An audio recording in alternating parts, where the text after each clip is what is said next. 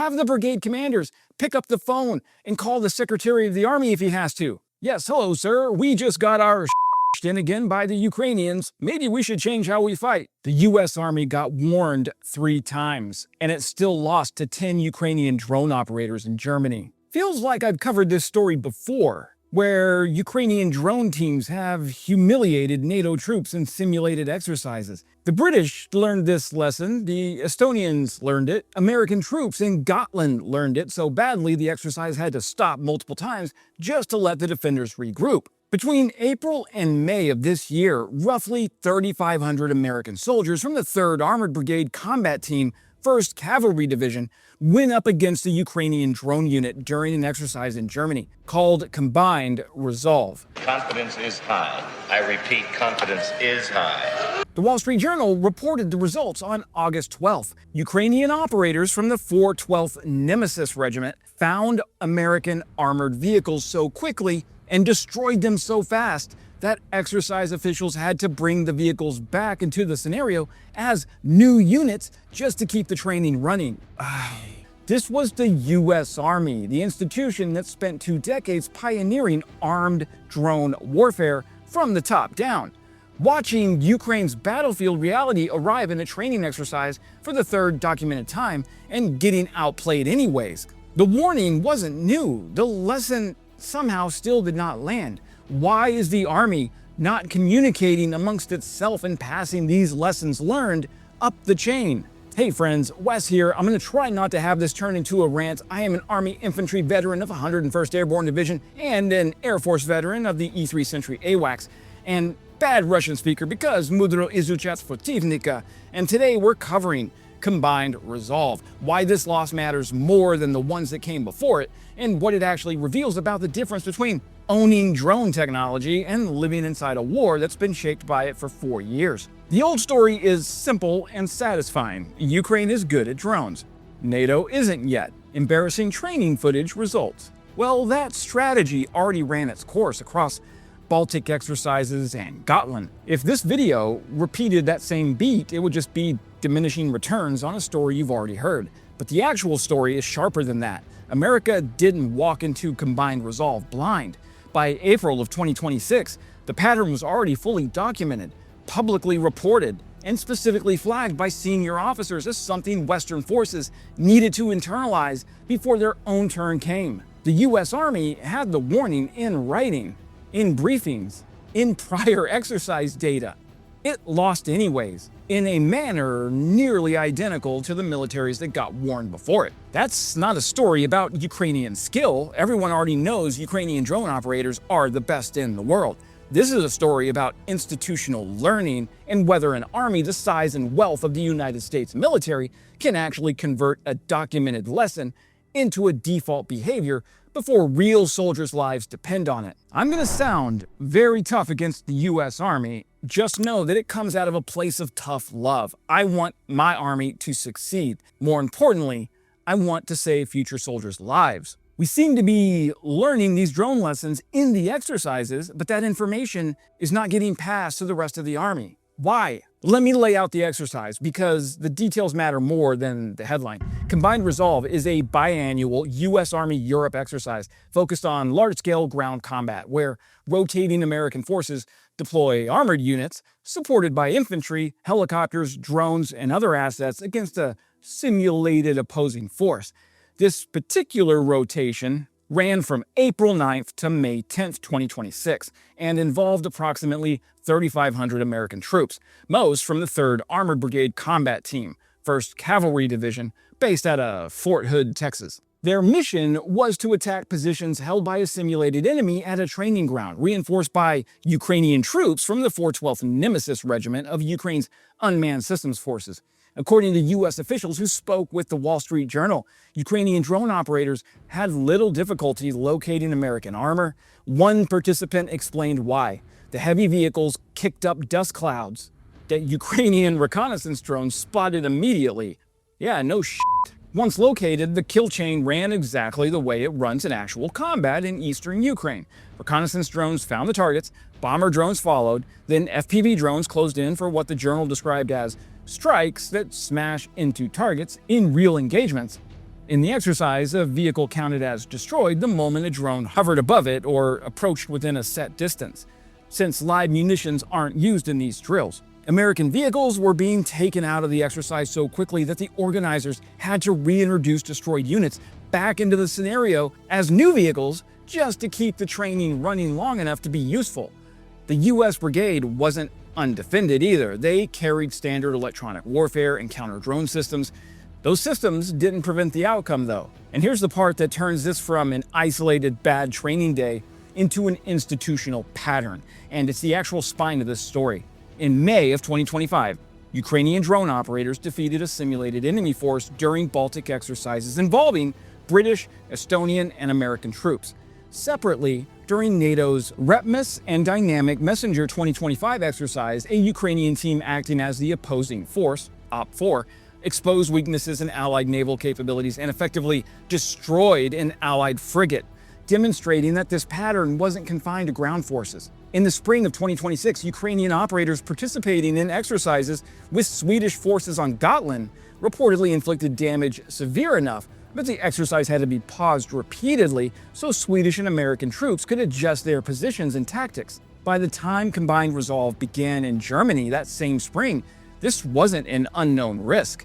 It was documented, repeated, and publicly reported, spanning at least 3 prior exercises across 2 different domains involving multiple NATO militaries. American units training in Germany in April of 26 had access to lessons from Baltic drills that predated their own rotation by nearly a year. The Army wasn't caught off guard by an unfamiliar threat, and those dastardly Ukrainians, it was caught by a threat it had already watched other Allied forces struggle against repeatedly in the preceding 12 months. Now, Ukrainian drones are good, undersells exactly what went wrong. Armored formations moving in the open generate a visible signature well before anyone can see the vehicle themselves.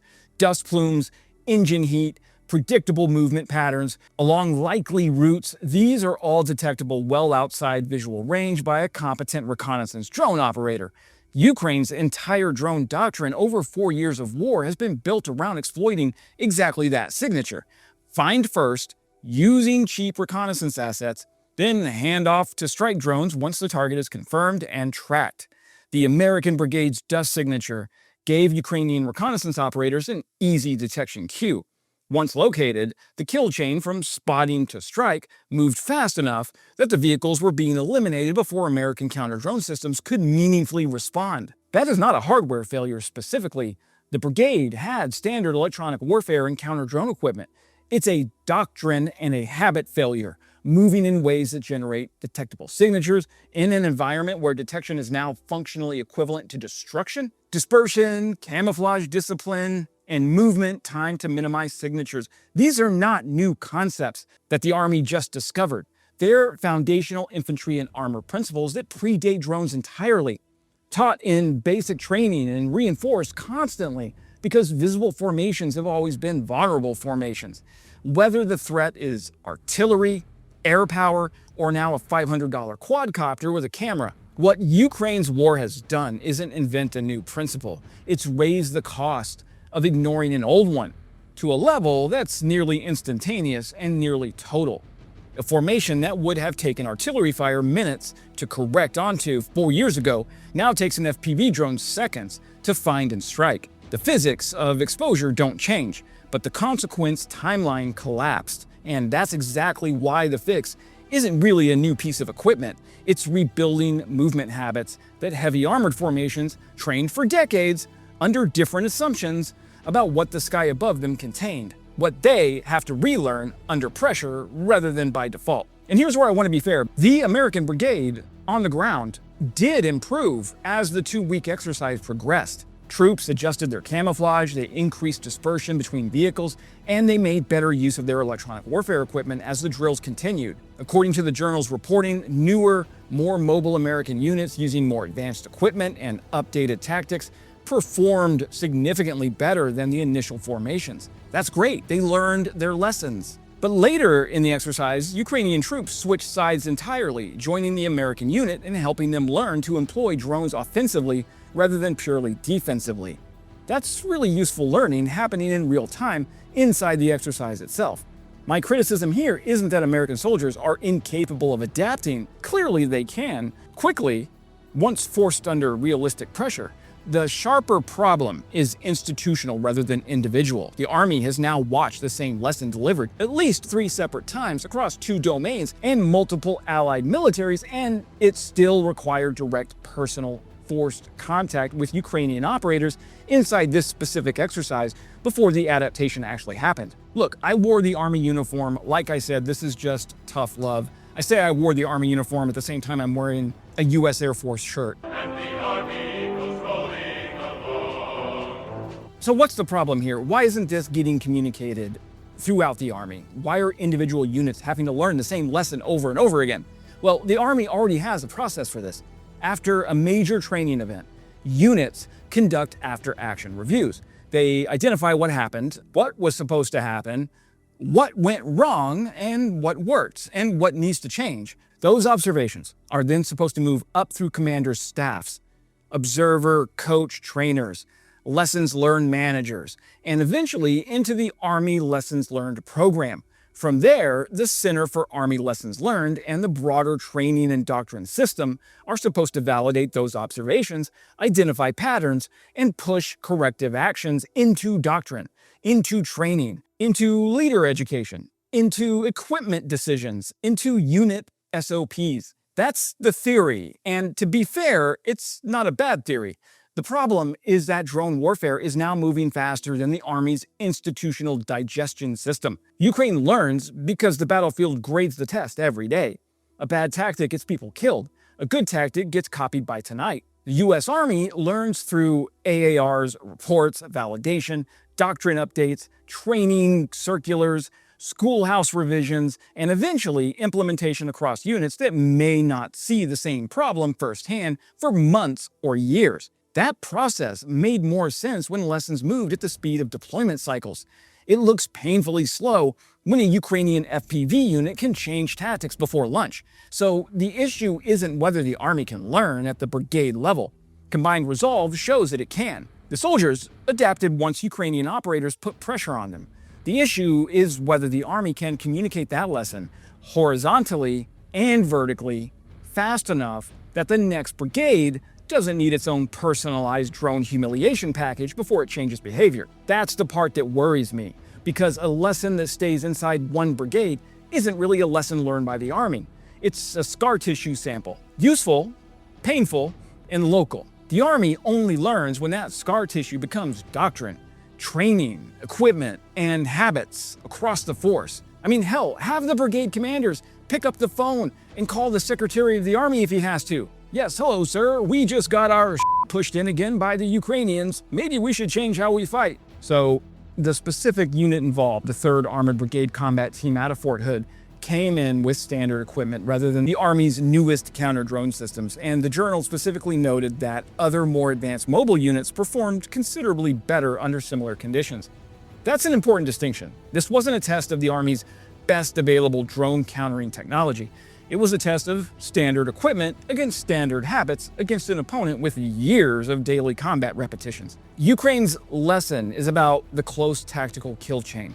Cheap reconnaissance drones finding targets, strike drones finishing them, at ranges measured in kilometers on a ground battlefield. Reports connecting recent American losses to Iranian drone and missile activity describe a different problem: force protection against massed threats, targeting fixed bases and regional infrastructure.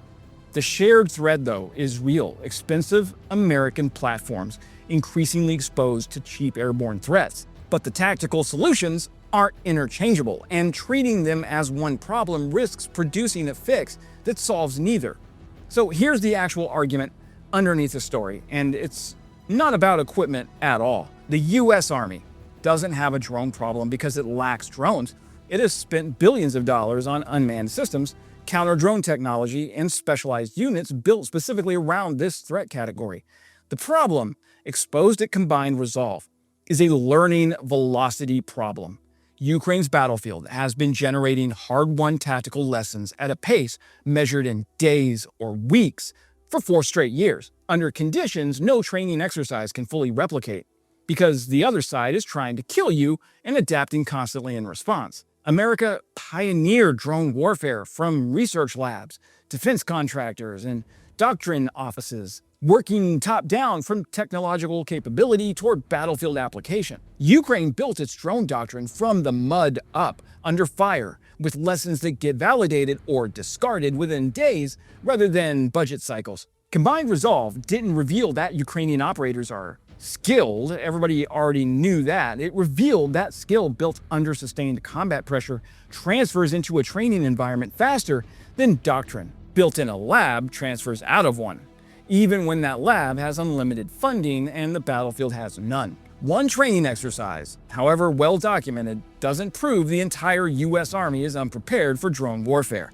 and the visible improvement during the exercise itself is a real data point in the Army's favor. Elliot Cohen, a scholar watching this pattern from the outside, put it about as plainly as anyone has. Quote, "It's vital that the US military mastered this kind of warfare, and so far, it doesn't appear to have done so." End quote. He's right, but I'd put the actual question slightly differently, because has America learned the lesson yet isn't really what should keep anyone up at night. The sharper question is this: how many more times does the same warning need to arrive, in how many different countries, across how many different exercises, before the institution receiving it stops treating each occurrence as a surprising new data point and starts treating it as the operating environment it's already been living inside for 4 years? Baltic exercises, a destroyed Allied frigate, Gotland, now Germany. The pattern isn't subtle anymore, folks, and it isn't going to wait for the next war to start. I love my US Army. I want you to succeed. You need to get better. That's it for today, my friends. If this was useful, hit that subscribe button. I cover Ukraine's battlefield lessons and how NATO forces are and aren't absorbing them 4 times a week. For deeper written analysis, I am over on Medium. And remember, the Army goes marching along. And as always, glory to Ukraine, glory to the heroes. Crimea is Ukraine.